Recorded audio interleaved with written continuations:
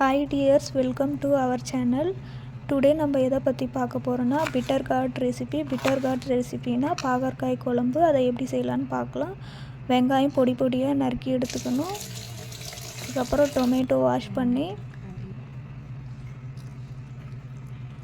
பொடி பொடியாக நம்ம நறுக்கி எடுத்துக்கலாம். சின்ன சின்னதாக நம்ம கட் பண்ணி எடுத்தோம்னா நல்லாயிருக்கும். இந்த மாதிரி கருவேப்பிலை எடுத்துக்கணும், பாகற்காய் எடுத்துக்கணும், சின்ன சின்னதாக கட் பண்ணி புளி கரைச்சல் எவ்வளோ தேவையோ அவ்வளோ புளி கரைச்சல் எடுத்துக்கணும். அப்போ தான் கசப்பு தெரியாமல் இருக்கணும். கடுகு எடுத்துக்கணும், சோம்பு போட்டுக்கலாம் ஸ்மெல்லுக்காக, கரம் மசாலா, மிளகாய் தூள்,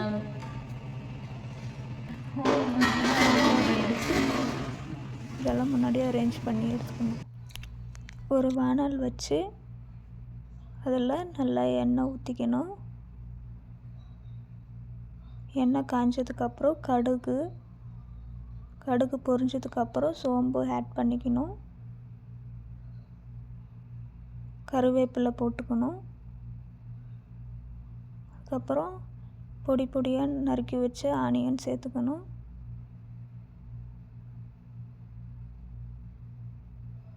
ஆனியன் நிறைய போட்டால் டேஸ்ட் அதிகமாக கொடுக்கும். ஆனியன் ப்ரௌன் கலரில் ஃப்ரை பண்ணிக்கணும். அதுக்கப்புறம் டொமேட்டோ சேர்த்துக்கணும், தக்காளி, லைட்டாக உப்பு சேர்த்துக்கணும். உங்களுக்கு எவ்வளோ தேவையோ அவ்வளோ உப்பு சேர்த்துக்கணும். நல்லா இந்த மாதிரி வதக்கி எடுக்கணும்.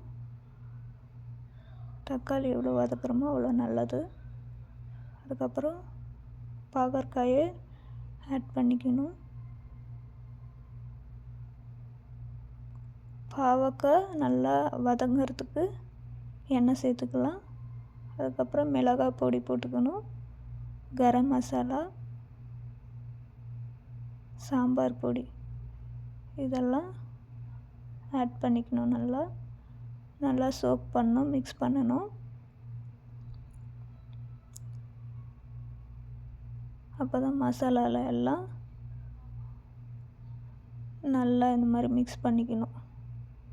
எல்லா பவுடர் போட்டு அதுக்கப்புறம் குழம்புன்றதுனால தண்ணி எவ்வளோ வேணுமோ அவ்வளோ ஆட் பண்ணிக்கணும். நல்லா பாவக்காய் கொதிக்க விடணும். கொதிக்க விட்டால் தான் அந்த மசாலா ஸ்மெல்லெல்லாம் போய் நல்லாயிருக்கும்.